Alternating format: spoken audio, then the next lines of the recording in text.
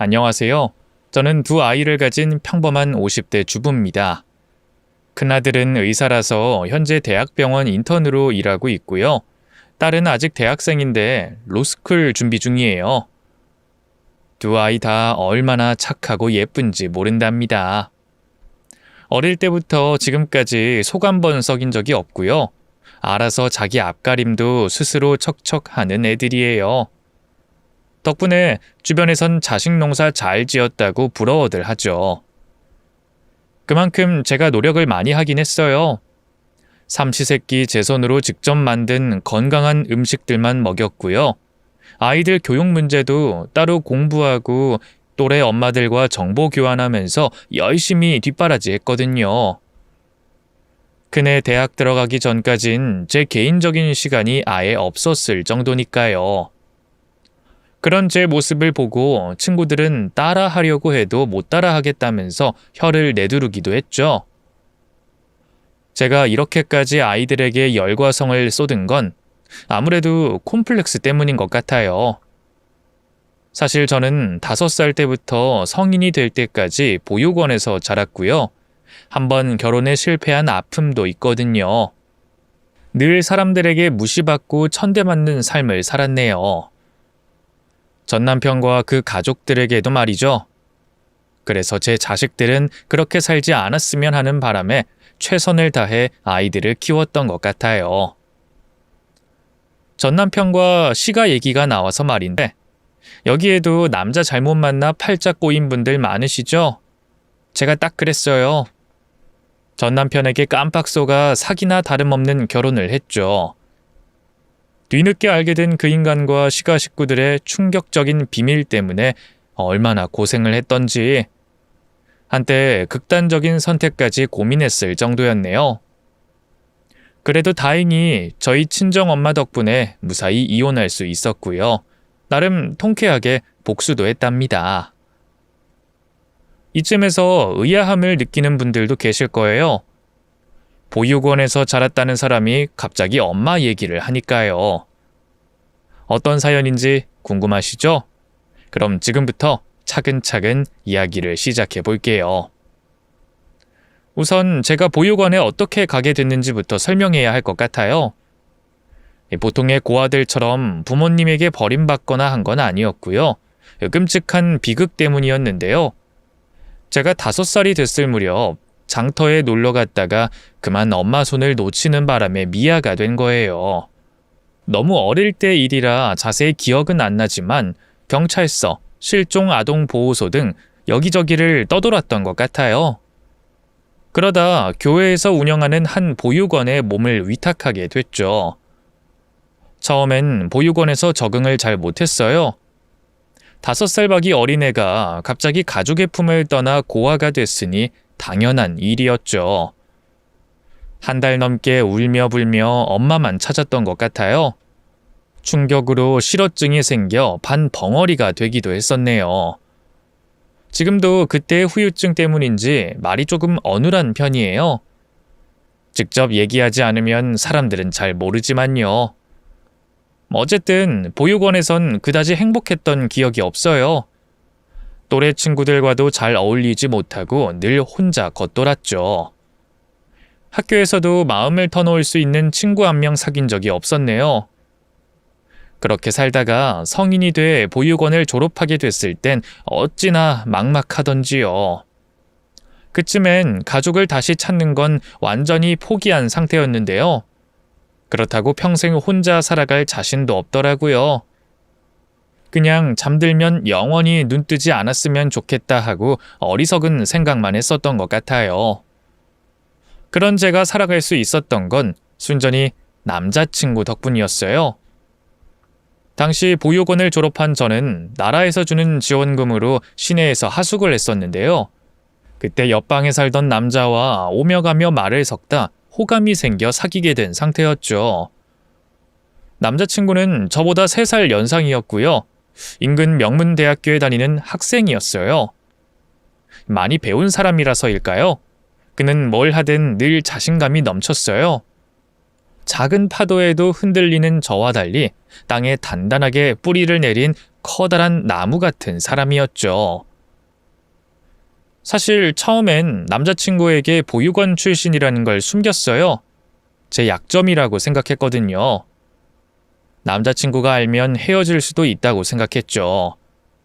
그런데 만나는 기간이 길어질수록 남자친구를 속이고 있다는 생각에 견딜 수가 없더라고요. 결국 사귄 지 2년 만에 저는 제 과거를 고백했습니다. 그동안 말 못해서 미안해. 오빠가 헤어지자고 해도 받아들일게. 내가 잘못한 거니까. 겉으로는 태연한 체했어도 속으로는 얼마나 떨었는지 몰라요. 남자친구가 저를 버릴까봐 너무 두려웠죠. 그런데 남자친구의 반응은 뜻밖이었어요.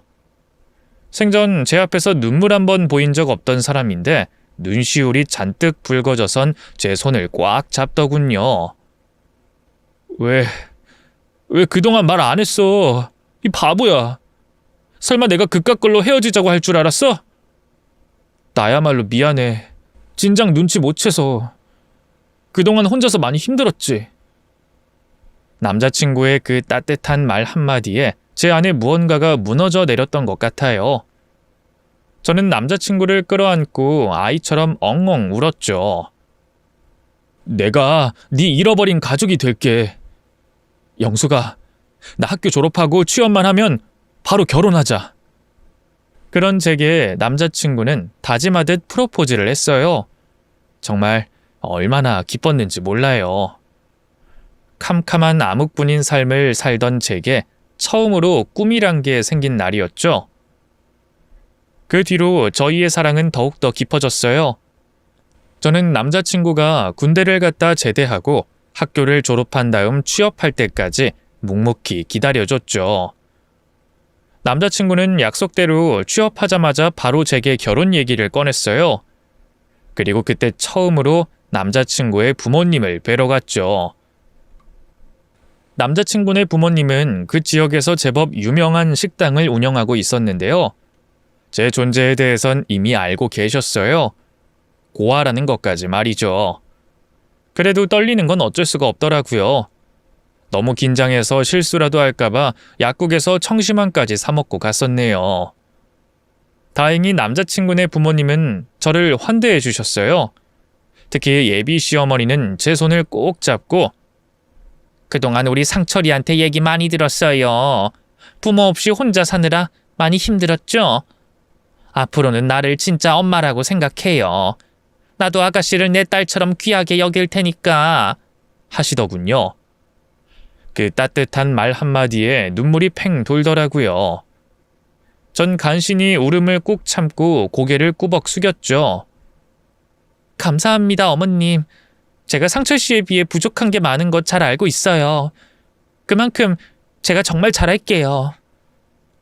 부족한 게 많기는 무슨.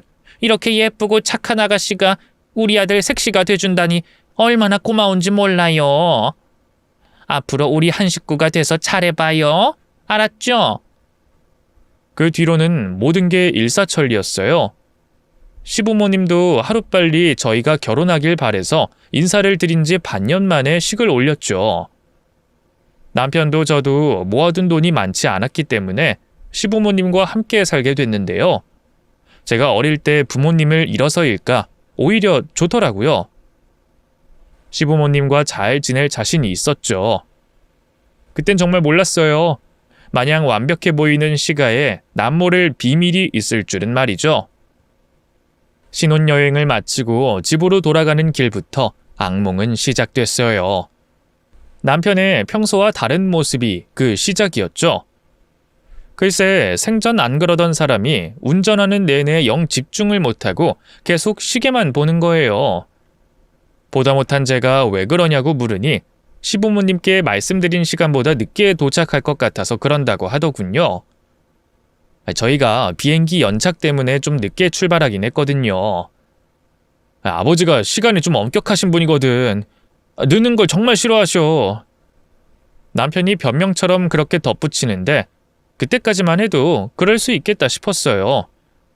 그래서 제가 미리 시부모님에게 연락을 드리겠다고 말했죠. 어쨌든 안전운전이 우선이니까요. 그런데 남편은 화들짝 놀라며 손을 내줬더군요. 안 돼. 우리 아버지 그런 핑계 대는 걸 더 싫어하시니까 그냥 내가 어떻게든 빨리 가볼게. 그러다 사고라도 나면 어떡하려고. 비행기가 연착돼서 늦을 수도 있다는 건데 이건 핑계도 아니잖아. 내가 잘 말씀드릴게. 아이, 글쎄 안 된다니까. 제가 핸드폰을 꺼내들려고 하자 남편이 대뜸 빽 소리를 지르더군요. 정말 얼마나 놀랐는지 몰라요. 생전 제게 언성 한번 높인 적 없는 다정한 사람이었으니까요. 본인도 아차 싶었는지 다급하게 사과를 하더군요. 미안해. 내가 지금 너무 예민한 상태로 그만. 어쨌든 지금부턴 운전에만 집중할 테니까 부모님한테는 말씀드리지 마. 잘하면 시간 맞춰서 도착할 수 있을 것 같은데 괜히 일 만들 거 없잖아.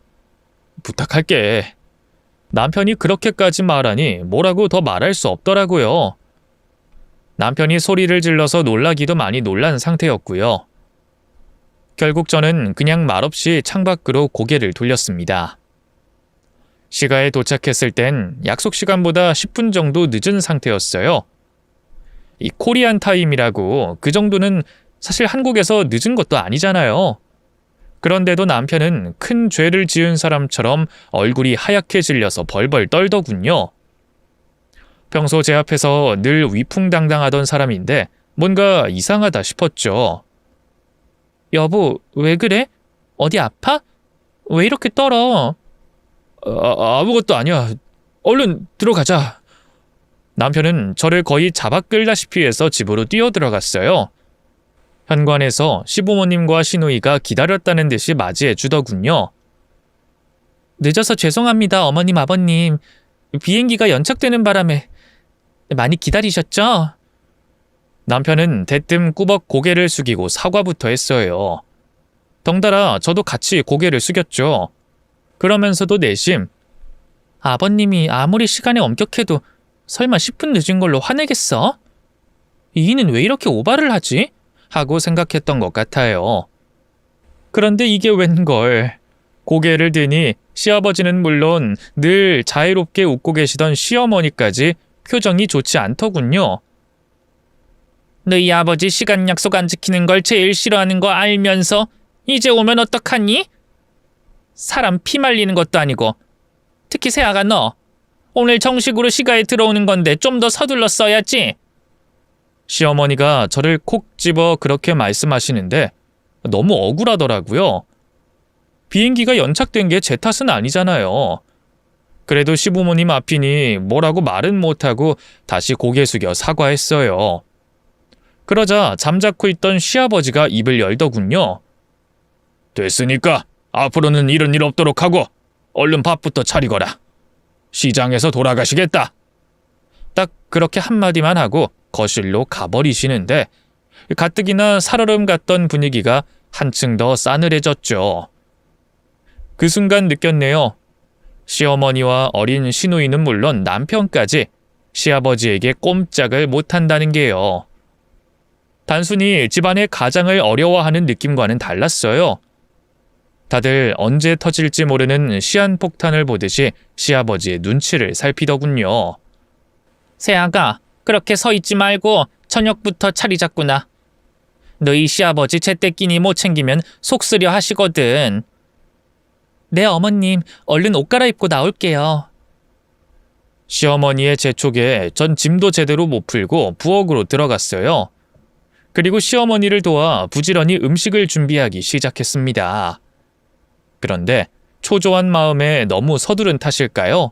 아니면 처음으로 시어머니와 함께 손발을 맞췄기 때문일까요?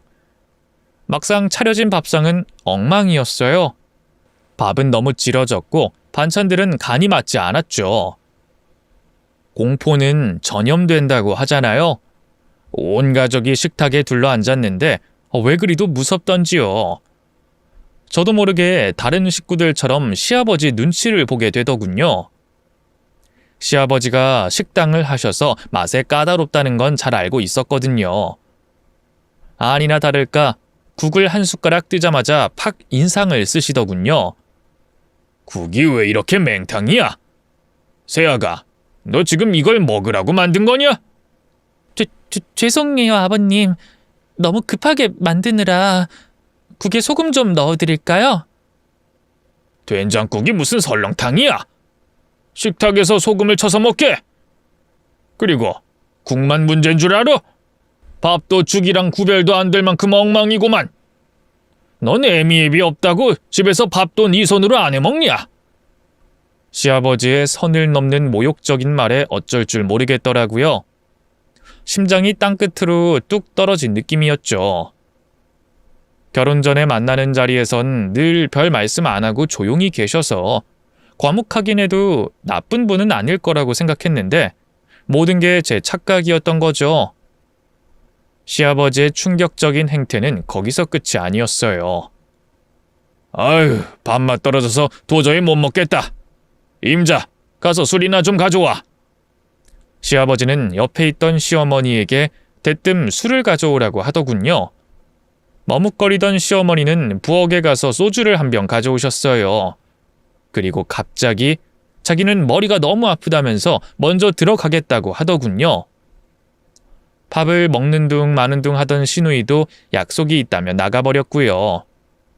결국 식탁엔 저희 부부와 시아버지만 남게 됐죠. 어떻게 해야 하나 안절부절하고 있는데 시아버지가 대뜸 제게 술잔을 내밀더군요. 새아가, 너 술 한 잔 따라 보거라. 얼떨결에 소주를 따서 거기에 술을 따랐죠. 시아버지는 기다렸다는 듯이 원샷을 하더라고요. 그리고는 글쎄, 한 살이라도 어린 여자가 따라주니 술맛은 더 낫구만 하는 게 아니겠어요? 그게 시아버지가 며느리에게 할 말은 아니잖아요. 당황스럽기도 하고 화도 나서 남편을 곁눈질했는데 이게 웬걸, 남편은 말없이 식탁 바닥만 쳐다보고 있더군요. 철저한 외면이었죠. 정말 기가 막히더라고요. 연애 시절 내내 남자답게 저를 리드하던 사람이 자기 아버지 앞에선 꿀먹은 벙어리가 되는 게 말이죠. 그러거나 말거나 시아버지는 계속해서 연거푸 술을 들이마셨고요. 저는 졸지에 시아버지의 술 시중을 들게 됐습니다. 그렇게 얼마나 시간이 흘렀을까요? 마침내 술병이 텅 비었어요. 이제 일어나시려나 싶었는데 시아버지는 부엌으로 가서 술을 더 가져오라고 하더군요. 냉장고에 없으면 베란다에 있을 거야. 중간에 끊기면 술맛 떨어지니까 빨리. 평일 저녁에 이렇게 많이 마셔도 되나 싶었지만 일단 몸을 일으켜 부엌으로 갔어요. 냉장고엔 아무리 찾아봐도 술이 없기에 시아버지 말씀처럼 베란다로 향했죠. 그리고 베란다 문을 연 순간 전 경악스러운 광경에 할 말을 잃고 말았습니다. 베란다 한켠에 술이 괴짝으로 쌓여 있었어요. 그 맞은편엔 빈 공병이 수북했죠. 그제야 알겠더군요. 시아버지가 정상적인 사람이 아니라는 걸요. 맞아요. 시아버지는 애주가를 넘어선 알코올 중독자였어요. 시부모님이 가게를 마감하고 집에 오면 밤 10시였는데 그 늦은 시간에 하루도 거르지 않고 소주를 3병 이상 마셨죠. 남편과 다른 가족들은 익숙한지 말리지도 않더라고요. 아니, 말리지 못했다는 게 정확한 표현이겠죠. 술에 취한 시아버지는 폭군이나 다름없었거든요.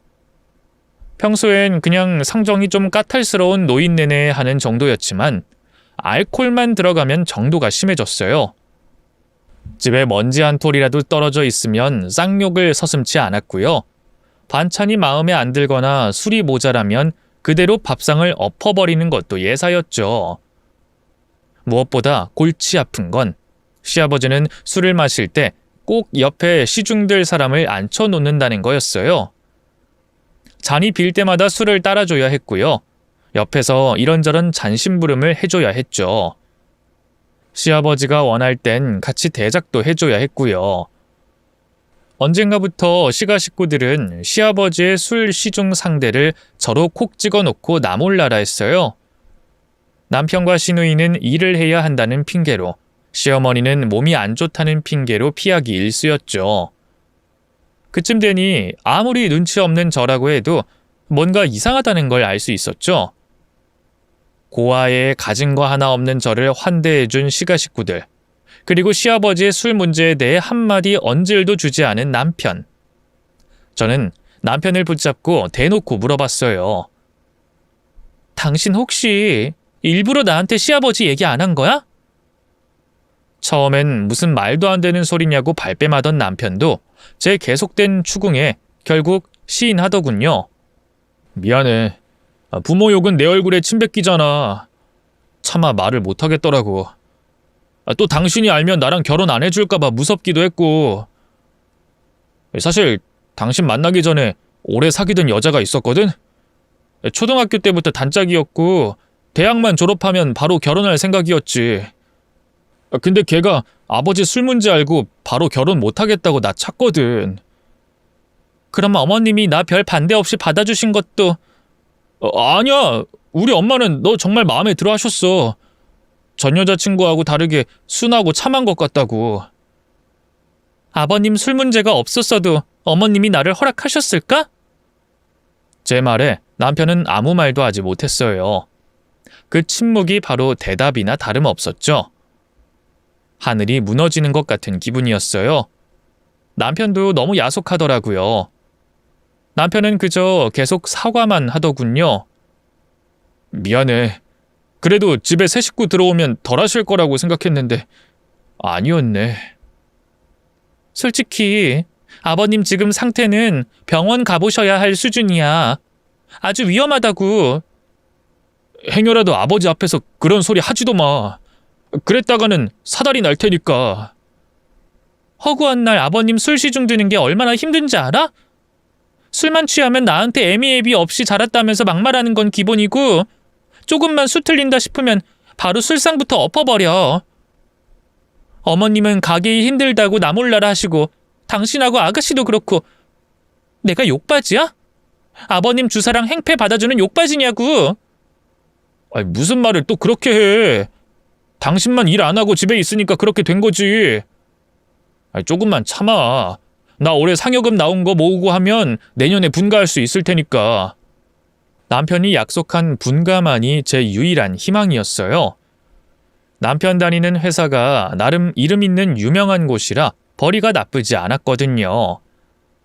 1, 2년 정도만 바짝 모으면 전세로 집을 구하는 것도 무리는 아니었죠. 하지만 마치 하늘에서 제가 어디까지 견딜 수 있나 시험이라도 하듯 상황은 점점 더 나빠졌어요. 당시 시부모님이 식당을 하셨기 때문에 집안일은 전부 제 몫이었는데요. 5 식구의 살림을 온전히 혼자 해낸다는 게 쉽지가 않았죠. 그런데 시부모님이 보시기엔 제가 집에서 편하게 놀고 먹는 것 같았나 봐요. 언젠가부터 제게 같이 가게로 나와 일을 도우라며 눈치를 주더군요. 특히 시어머니가 유독 그랬죠. 지금 생각해보면 아마 가게에서도 제가 시아버지의 욕바지 역할을 하길 바랬던 것 같아요.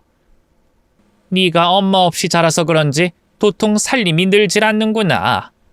내가 가게 일이 있으니까 가르치는 것도 한계가 있고 아예 너도 같이 가게로 나오는 게 어떻겠니? 임신 준비하겠다고 회사까지 그만뒀는데 아직 소식도 없잖아. 집에서 혼자 심심하게 있을 바엔 나랑 같이 가게 나가서 살림이나 배우는 게 좋지 않겠어? 강요하는 건 아니야. 그냥 네 생각을 물어보는 거지. 말만 그럴 뿐 실상은 강요나 다름없었어요. 친정도 뭣도 없는 고아 며느리인 제가 거기서 어떻게 싫다는 말을 할 수 있었겠어요. 결국 전 결혼한 지 반년 만에 시부모님을 따라 가게로 출근하게 됐죠. 살림을 가르친다는 건 역시나 뻔지르르한 핑계에 불과했어요. 시부모님은 기다렸다는 듯이 제게 가게 일을 떠넘기셨죠. 제가 가게로 나가게 된 이후 직원 2명을 잘랐다면 말 다 했죠. 하루 종일 바닥에 엉덩이 한번 못 붙이고 홀서빙하랴 설거지하랴 죽어라 일했던 것 같아요. 그리고 집에 들어가면 또 산더미처럼 쌓인 집안일이 기다리고 있었죠. 얄미운 시누이도 제 사정을 봐주긴커녕 오히려 일거리만 늘렸네요. 언니, 내 원피스 안 빨았어요? 그거 내일 입고 나가려고 했는데 얼른 빨아서 드라이기로 말려줘요. 아가씨, 제가 지금 저녁도 차려야 하고 베란다 청소도 해야 해서요. 그냥 내일만 다른 옷 입고 가시면 안 될까요? 싫어요. 전 그 원피스 아니면 안 되니까 알아서 하세요. 그리고 말 좀 똑바로 할 수 없어요? 뭐라고 하는지 하나도 못 알아듣겠네. 제가 어릴 때 부모 잃은 충격으로 실어증을 앓았던 걸 시가 식구들도 다 알고 있었거든요. 그런데도 시누이는 아무렇지 않게 제 발음을 가지고 조롱하곤 했죠. 피는 물보다 진하다는 말을 그때 정말 실감했네요. 하루하루가 지옥 같았어요. 밤마다 남편을 붙잡고 하소연하는 것도 하루 이틀이지 달라지는 게 없으니 저도 점점 지치더라고요. 그건 남편 역시 마찬가지였나 봐요. 언젠가부터 저희 부부는 서로 사적인 말 한마디 섞지 않았고요. 스킨십도 아예 하지 않게 됐습니다. 그야말로 이름뿐인 부부가 된 거죠. 한 입을 덮고 자는데도 남편이 너무나 멀게 느껴지더라고요. 아이도 없겠다. 자연스럽게 저는 이혼을 꿈꾸게 됐죠. 그런데 참 바보 같죠? 막상 이혼하고 혼자 살 생각을 하면 너무나 막막한 거예요. 단순히 경제적인 문제 때문만은 아니었어요.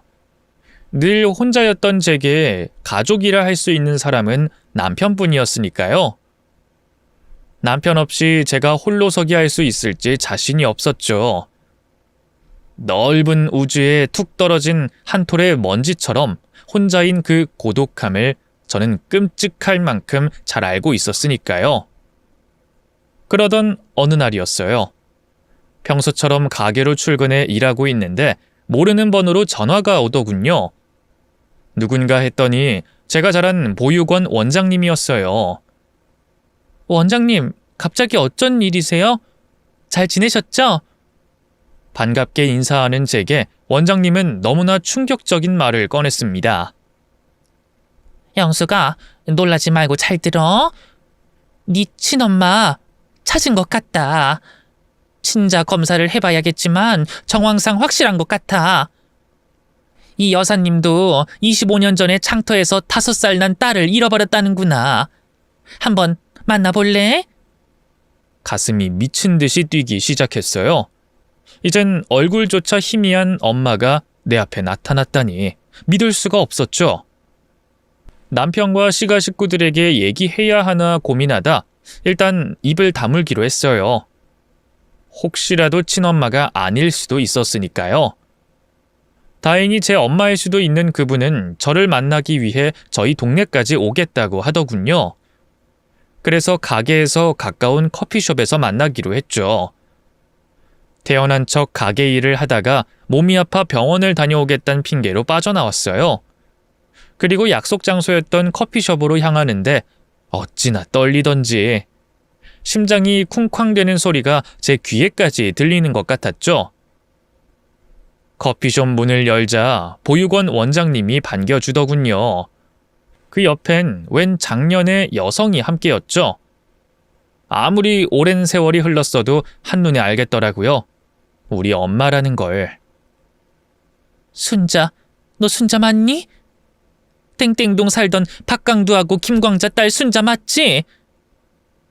엄마는 제가 잊고 있던 진짜 이름으로 저를 부르셨어요. 그 순간 잃어버렸던 기억이 물밀듯이 몰아치더군요. 다 쓰러져가는 판잣집에서 세 식구가 오순도순 살았던 기억. 엄마가 매일 아침 제 머리를 묶어주셨던 기억. 그리고 밤마다 저를 끌어안고 자장가를 불러줬던 기억까지. 저는 통곡하듯 울며 엄마의 품에 안겼어요. 엄마, 왜 이제 왔어? 내가 얼마나 기다렸는데. 왜 이제야 왔어? 왜? 미안하다, 순자야. 미안해. 엄마가 그때 그 장터에서 네 손을 놓는 게 아니었는데. 이 엄마가 정말 죽을 죄를 졌다.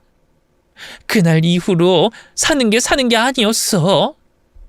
네가 어디선가 엄마를 찾으면서 헤매고 있을 거 생각하면 뭘 먹어도 먹는 게 아니었고 잠을 자도 자는 게 아니었어.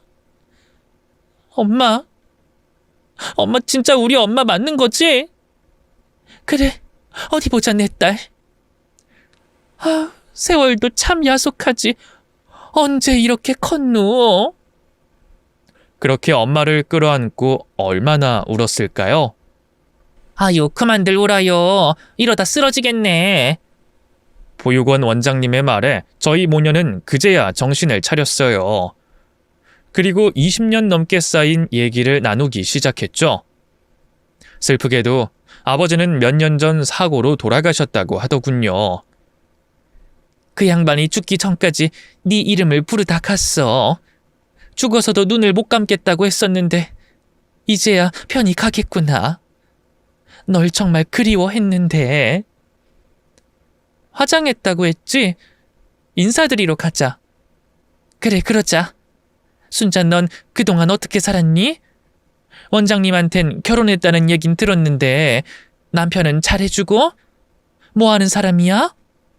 엄마의 뜻밖의 질문에 쉽게 말이 나오지 않았어요. 걱정시키지 않으려면 잘해준다고 좋은 사람이라고 말해야 하는데 그 말이 목구멍에 걸린 가시처럼 나오지 않더라고요. 그런 제 반응을 본 엄마의 얼굴이 대번에 어두워졌어요. 왜? 남편이 잘 못해줘? 너 고아라고 막 구박하고 그랬던 거니? 그런 거 아니야, 엄마. 그게 아닌데 왜 대답을 못해? 고민하던 저는 엄마에게 그동안 있었던 일을 전부 설명했어요. 시아버지의 술 문제며 고된 시집살이, 그리고 남편의 철저한 외면까지. 제 얘기를 듣는 내내 엄마는 몇 번이나 자기 가슴을 쳤어요. 순자야, 너 그 집에서 당장 나와. 아니, 아예 오늘부터 들어가지 마. 엄마랑 같이 살자. 엄마랑 아빠 그동안 너 찾으면 그동안 못해줬던 거 다 해주려고 정말 죽어라 일했어. 너희 아버지 회사 그만두고 받은 퇴직금으로 자재 회사 차려서 정말 하루도 안 쉬고 기계만 돌렸지. 덕분에 회사도 엄청 커졌고 엄마 앞으로 건물도 몇 채 있어. 너 그런 데서 그런 취급받을 이유가 하나도 없단 말이야. 당장 이혼하고 엄마랑 같이 살자. 저에 대한 죄책감으로 죽어라 일만 했을 부모님을 생각하니 가슴이 미어지더라고요. 한편으로는 천군만마를 얻은 것처럼 든든하기도 했죠. 더는 남편과 이혼하는 게 두렵지 않았어요. 이제 전 혼자가 아니었으니까요. 원래 그 인간이 나한테 분가 약속했었거든? 올해 안에 꼭 하겠다고. 그러니까 조금만 참아달라고. 오늘 남편하고 얘기해볼게. 당장 따로 나가 살자고. 만약 그렇게 못하겠다고 하면 이혼할게. 혼자서 괜찮겠어? 엄마가 같이 갈까? 아니야. 아직 남편도 시부모님도 나 엄마 다시 찾은 거 몰라. 오늘 만난다는 말도 안 했고. 내가 먼저 가서 잘 풀어볼게. 저는 걱정하는 엄마를 뒤로 하고 다시 가게로 돌아갔어요. 그리고 퇴근 후 집에 오자마자 바로 남편에게 분가 얘기를 꺼냈죠. 아니나 다를까 남편은 푹 한숨부터 쉬더군요. 또 그 얘기야? 나 피곤해. 다음에 얘기하자. 다음에 또 언제? 분명 올해 안에 분가하겠다고 했잖아. 돈도 모일 만큼 모인 거 아는데 왜 자꾸 피하는 거야? 내가 피하긴 언제 피했다고 그래? 피하고 있잖아. 올해 안에 이사하려면 지금부터 집 알아봐도 늦는다고. 사실 당신 아버님이 무서워서 그러지? 뭐? 당신 말 다 했어 지금? 됐어. 더는 당신하고 못 살겠다. 우리 이혼해. 제 선언과도 같은 말에 남편은 기가 막히다는 듯 헛웃음을 치더군요. 뭐? 이혼? 지금 겨우 분가 안 해준다고 이혼하자는 거야? 겨우라니? 내가 이 집에서 어떻게 살고 있는지 당신도 알면서 그런 말을 해? 솔직히 당신도 편하지? 내가 살림해줘, 가게 나가서 일해줘, 시한폭탄 같은 아버님 막아줘. 그래서 분가도 안 하려는 거 아니야? 너 말 다 했어? 아니, 다 못했는데. 그리고 당신 아버님한테 꼼짝도 못하잖아. 분가 얘기 꺼내는 게 사실은 무섭지? 자기 무섭다고 와이프 죽어나는 꼴 모른 척하는 거 진짜 쓰레기 같아. 너무너무 비겁하고 역겹다고. 시아버지는 남편의 영린이나 다름없었어요. 제가 그 부분을 정곡으로 찌르자 남편은 미친 사람처럼 화를 내기 시작했죠.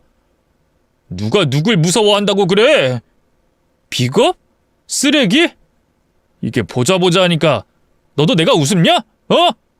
네가 나하고 이혼하면 뭐 잘 살 수 있을 줄 알아? 가진 거 쥐뿔도 없는 천의 고아 걷어다가 결혼해줬으면 고마운 줄 알고 살아야지. 시아버지 수발 좀 드는 게 뭐가 그렇게 대수라고 유난이야? 내가 언제 유난 떨었다고 그래? 지지 않고 대거리를 하려는 순간이었어요. 갑자기 제 볼에 불이 번쩍 일더군요. 맞아요. 남편이 달려와 제 따귀를 때린 거였어요.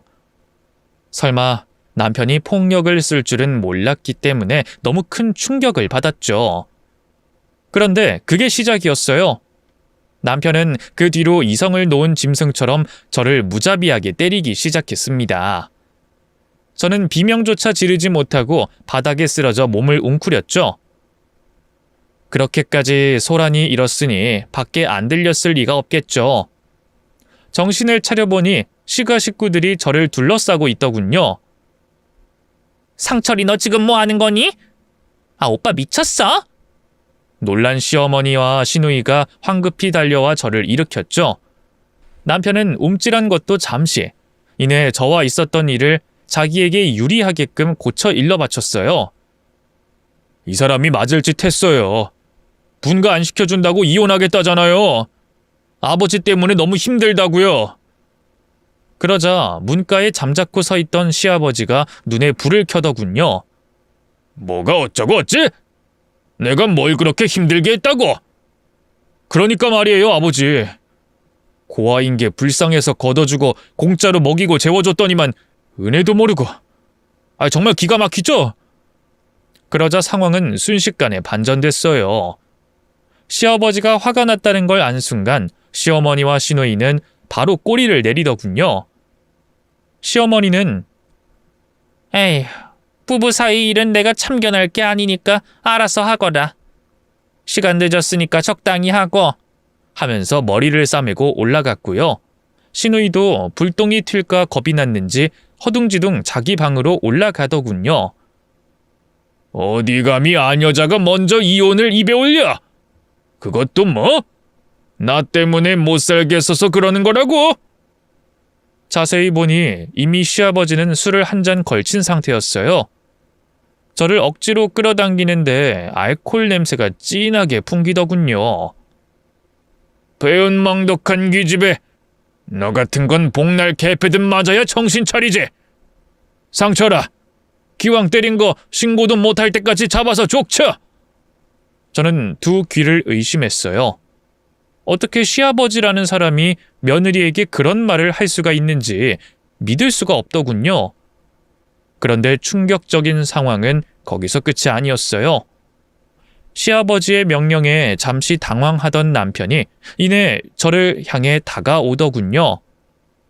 이대로는 정말 죽을 것 같다는 생명의 위협이 느껴지더라고요. 전 잘못했다고 살려달라고 넙죽 엎드릴 수밖에 없었죠. 그 모습에 시아버지는 그제야 흡족해 하더군요. 그래, 이제야 좀 정신을 차렸나 보구나. 한 번만 더 이혼이니 분간이 허튼 소리하면 또 혼날 줄 알거라. 그렇게 시아버지는 방을 나갔어요. 아마 또 거나하게 술이나 퍼마시겠죠. 너무 끔찍하고 역겨웠어요. 그 사이 남편은 흥분이 좀 가라앉았던가 봐요. 제 눈치를 보다 뒤늦게 잘못했다고 매달리더군요. 여보, 아까는 내가 너무 흥분했어. 당신이 갑자기 이혼하자고 하는 바람에. 내가 당신 얼마나 사랑하는지 알잖아. 난 당신하고 절대 못 헤어져. 내 맘 알지? 제가 아무 말 안 차 남편은 거실로 나가 구급상자를 가져왔어요. 그리고 제 상처를 치료해 주려고 하더군요. 병 주고 약 주는 것도 아니고 대체 뭐 하자는 건가 싶더라고요. 제 몸에 피를 닦아주고 약을 발라주는 남편이 너무 소름 끼쳤습니다. 남편이 잠든 사이 저는 핸드폰을 손에 들었어요. 그리고 바로 엄마에게 전화를 걸었죠. 침착하게 상황을 설명하려고 했는데 엄마 목소리를 듣는 순간 울컥 눈물이 나더라고요. 순자야, 왜 그래? 왜 울어? 너 무슨 일 있니? 엄마, 이혼하자니까 그 인간이 나 때렸어. 너무 아파. 뭐? 거기서 꼼짝 말고 기다려. 엄마 바로 갈 테니까. 그렇게 전화를 끊고 얼마나 있었을까요? 어느새 동이 트고 날이 밝아오기 시작했어요. 어느새 일어난 시어머니가 저를 찾더군요. 아침 차리라면서 말이죠. 어제 제가 맞는 꼴을 뻔히 봤으면서도 그런 말을 한다는 게 참 놀랍더라고요. 무거운 몸을 일으켜 부엌에 나갔을 때였어요. 띵동 초인종 소리가 울리더군요. 거실에서 텔레비전을 보던 시어머니가 바로 인터폰을 받더군요. 누구세요? 저 순자, 아니 영숙이 엄마 되는 사람입니다. 네? 그게 무슨... 우리 며느리는 고아인데. 우리 딸이 왜 고아예요? 일단 문부터 여세요. 안 그러면 동네 창피한 일 당하실 겁니다. 엄마의 협박 아닌 협박에 시어머니는 얼떨떨한 표정으로 문을 열어줬어요. 그 사이 저는 얼른 현관으로 달려나갔죠. 제일 먼저 엄마가 모습을 드러냈고요. 그 뒤로 덩치가 산만한 남자들 열댓 명이 우르르 몰려들어 오더군요. 엄마가 따로 고용한 사설 경호원들이었죠. 당황한 시어머니가 그제야 남편과 시아버지를 소리쳐 부르기 시작했어요. 시아버지와 남편, 그리고 시누이까지 놀라서는 달려나왔죠. 당신 뭡니까? 누군데 이렇게 남의 집에 쳐들어와서 행패야? 당황한 시아버지의 항의에 엄마는 태연하게 앞으로 나섰어요. 처음 인사드리네요. 사돈. 저 영숙이 엄마 되는 사람입니다. 뭐요? 엄마? 네. 저희 딸이 보육원에서 자란 건 아시죠? 그게 부모에게 버림받아서 그런 게 아니라 미아가 돼서라는 것도요. 제가 그동안 저희 딸 찾으려고 사방팔방 안 돌아다닌 데가 없고 경찰이니 사설 탐정이니 안 써본 게 없는데요. 이제야 이렇게 제 딸을 찾았네요. 엄마의 말에 시가 식구들은 입을 떡 벌렸어요. 남편은 제 몸에 남은 간밤의 상처를 보곤 움찔하더니 다가와서 다정하게 옷가지를 염해주는 척 하더군요. 당신 왜 엄마 찾은 거 말 안 했어? 깜짝 놀랐잖아. 그 가짜는 연극질에 구역질이 나더라고요. 전 남편의 손을 사납게 밀쳐냈죠. 그 사이 시아버지는 엄마에게 다시 입을 열더군요. 사정은 이제 알겠습니다. 근데 사전에 연락을 하고 오셔야지 이렇게 경우도 없이 쳐들어오는 게 어디 있습니까? 지금 내 딸이 사위한테 얻어맞고 다 죽어간다는데 경우 따질 애미가 어디 있습니까? 엄마의 반문에 시부모님과 남편의 얼굴이 하얗게 질렸어요. 설마 제가 맞은 것까지 얘기했을 줄은 몰랐던가 봐요. 먼저 정신을 차린 시아버지가 황급히 변명을 시작했죠. 뭔가 오해가 있으신 것 같은데 우리 아들이 며느리를 때렸다니 그냥 좀 다툰 것뿐입니다. 이미 딸한테 얘기 다 들었습니다. 그냥 좀 다툰 건지 아닌 건지는 법정에서 가려보고 일단 저는 제 딸 데리고 가겠습니다. 법정이요? 지금 고소라도 하겠다는 겁니까? 네.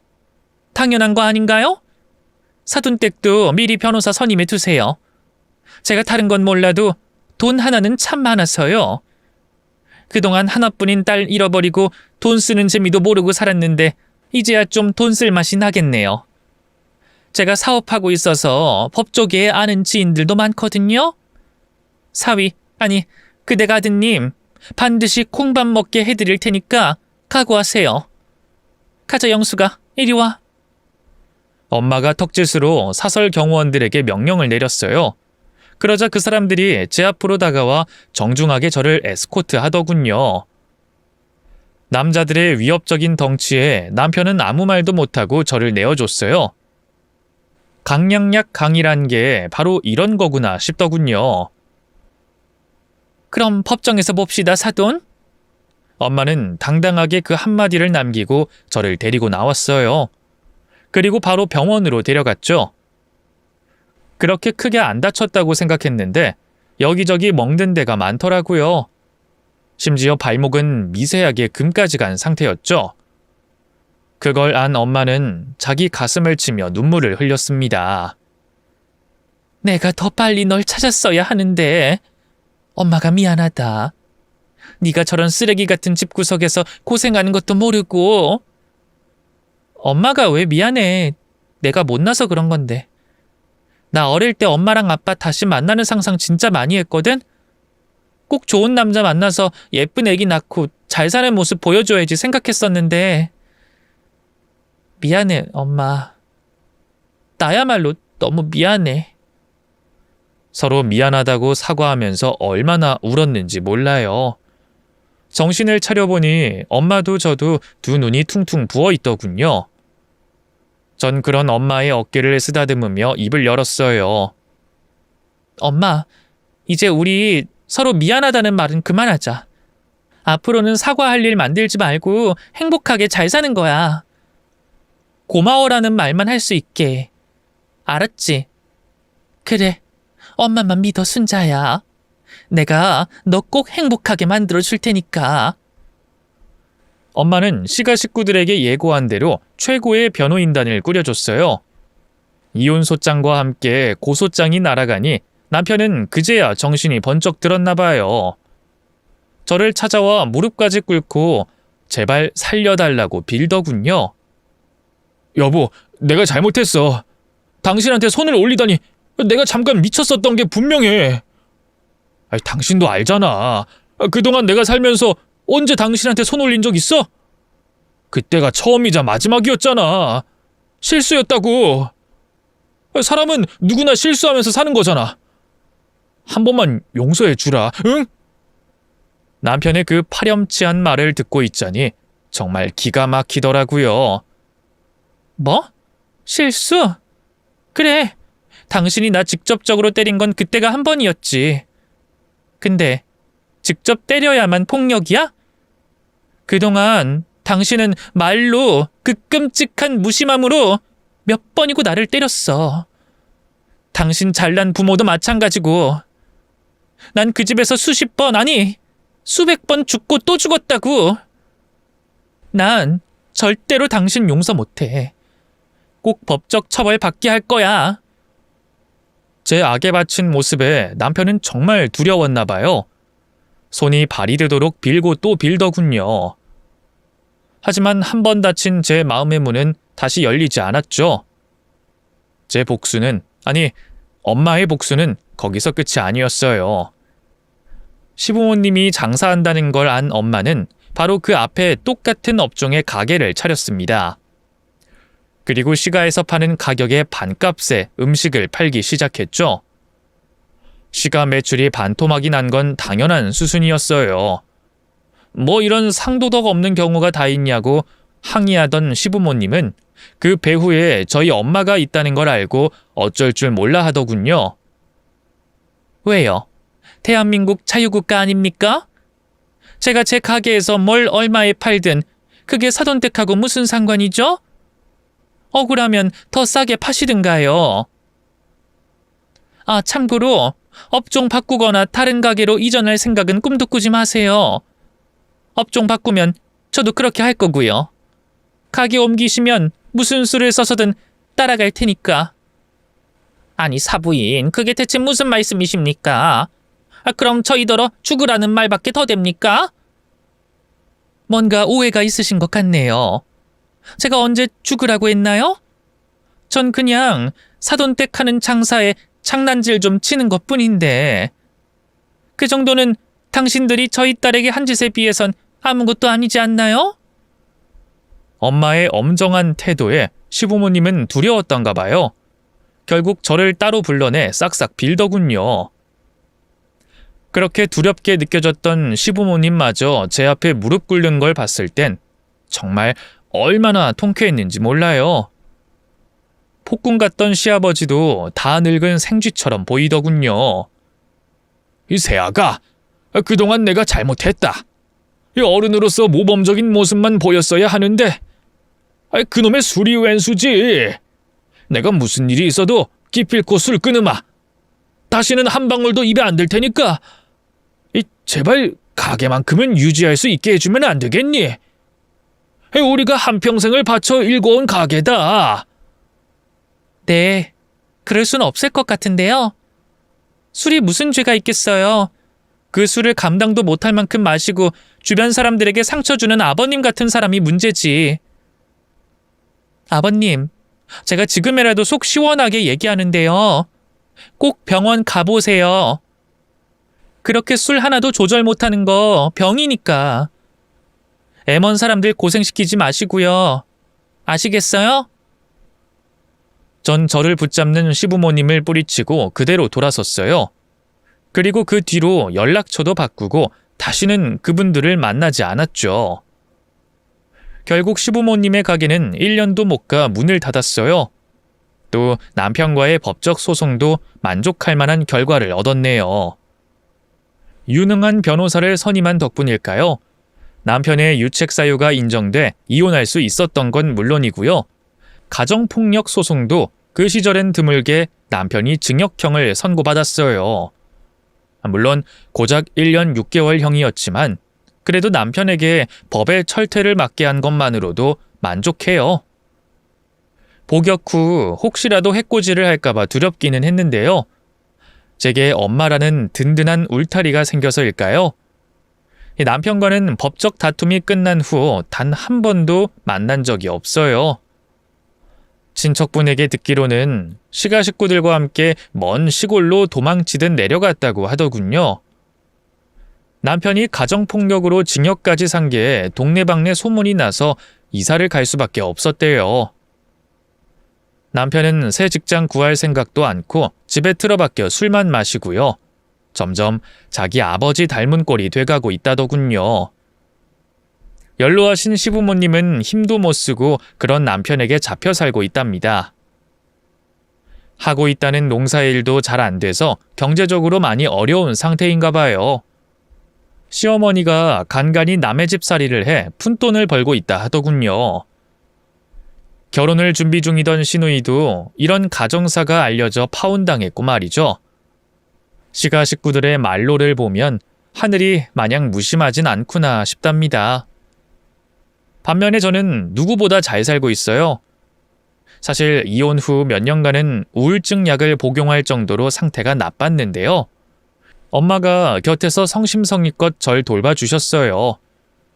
덕분에 지금은 아무 문제 없이 건강하답니다. 좋은 남자 만나 재혼도 했네요. 남편은 엄마 지인분의 조카였는데요. 소개로 만나 결혼하긴 했지만 부부 금실은 참 좋았어요. 남편이 천성적으로 밝고 애정 표현이 많은 사람이거든요. 애를 둘이나 낳았는데 아직도 신혼이냐면서 주변에서 놀릴 정도예요. 이러다 늦둥이 낳는 거 아니냐면서요.